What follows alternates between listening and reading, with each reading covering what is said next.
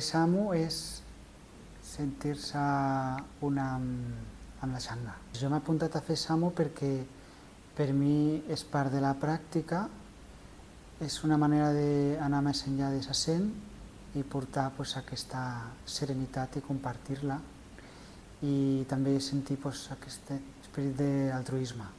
Quan estic fent Samu sí que és veritat que em venen impulsos, emocions de persones de la vida quotidiana, situacions potser d'enfado o de cansament, i llavors té la particularitat de que potser netejar el temple fent Samu em permet observar-ho d'altra manera.